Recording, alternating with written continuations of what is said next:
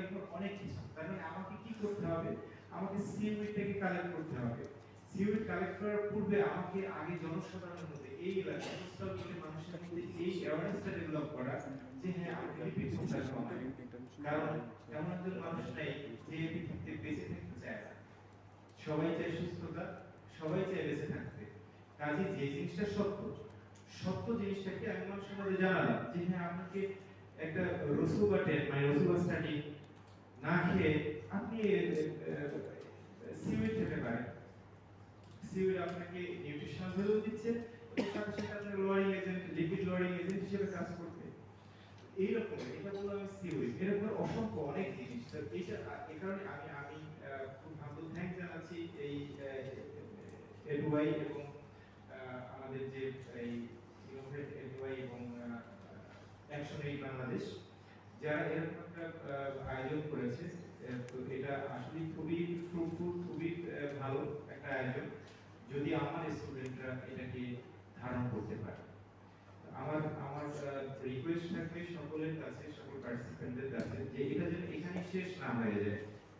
এখান থেকে যে জিনিসগুলো তোমরা শিখলা এটাকে নিজের মাথায় নিয়ে তোমার এলাকায় কোনটাকে ডেভেলপ করা যায় একটা সবুজ উদ্যোক্তা তৈরি করতে, সেটাকে তার সফলতা আমি কামনা করছি এবং আবারও আমি সকলকে ধন্যবাদ জানিয়ে আমি আমার বক্তব্য শেষ করছি।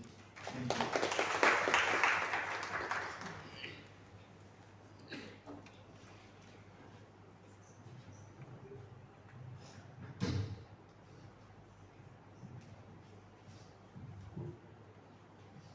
Thank you, sir, for the speech about the stability of marketing and business. Now, I would like to call our chief guest, Professor Dr. Kaji Rafiqul Islam, Vice Chancellor of Portobello Science and Technology University. Sir, please take your floor and give us your speech.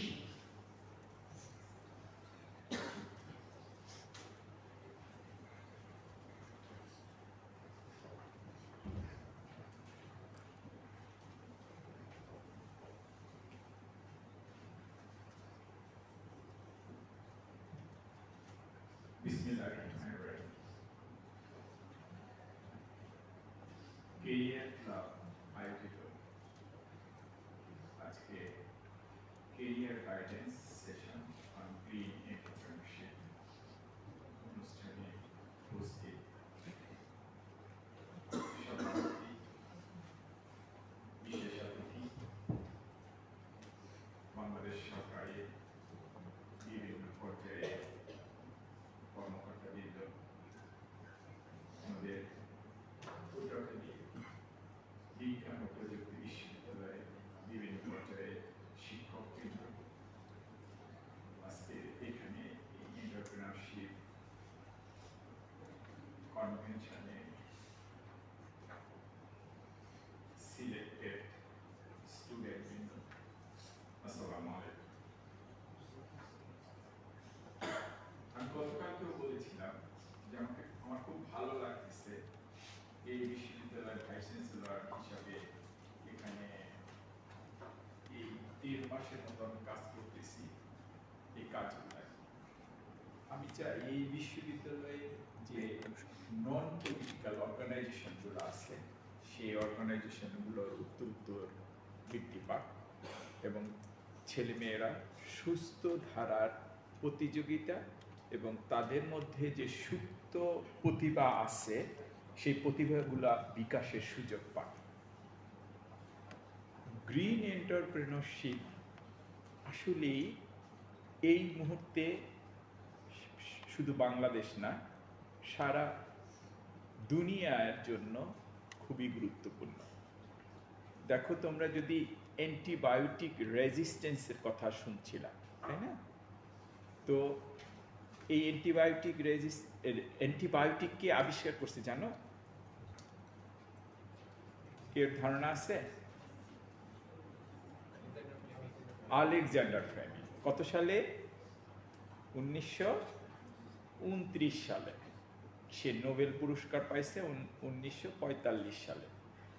তো সেই Nobel পুরস্কার যখন পাইছে তখনই উনি বলে গেছেন যে অ্যান্টিবায়োটিক রেজিস্ট্যান্স হবে। তো সেই 1929 সালের আগে মানুষ মারা যেত কেন? একটু কাটাচেরা হয়েছে, এনভায়রনমেন্টে যে ব্যাকটেরিয়াগুলো আছে ইনফেকশন করছে, ইনফেকশনকে চেক দেওয়ার মতো কোনো অ্যান্টিবায়োটিক ছিল না, কোনো ঔষধ ছিল না। যখন মানুষ একটু কাটাছেঁড়া হইলেই বা কোনো শল্য চিকিৎসা অর্থাৎ যে কোনো অপারেশনের পরে মানুষকে বাঁচাইয়ে রাখা সম্ভব হইতো না, কারণ অ্যান্টিবায়োটিক, ডিসইনফেক্টেন্ট এগুলো ছিল না। আর বর্তমান পরিস্থিতিতে আমি আমার বিভিন্ন কলামে আমি লিখতেছি যে আরো 50 বছর পর যদি অ্যান্টিবায়োটিকের নতুন আবিষ্কার না হয়, বা বর্তমান অবস্থায়ও যে অবস্থা হচ্ছে যে আমার সেলফের মধ্যে অনেক অ্যান্টিবায়োটিক, তো ওই সময়ে অ্যান্টিবায়োটিক ছিল না, এই কারণে মানুষ মারা যেত ইনফেকশনে। আর এখন আমার সারা দুনিয়ায় সবখানেক অ্যান্টিবায়োটিক আছে, এত অ্যান্টিবায়োটিক থাকা সত্ত্বেও মানুষ মারা যাচ্ছে, অ্যান্টিবায়োটিকগুলা সঠিকভাবে কাজ করছে না। এটা কেন হয়েছে? আমাদের যথেচ্ছ ব্যবহারের কারণে, অ্যাবিউজের কারণে, ইনডিসক্রিমিনেট ইউজের কারণে। এখন আমরা এই গল্পটা বলার মূল উদ্দেশ্য, এখন আমরা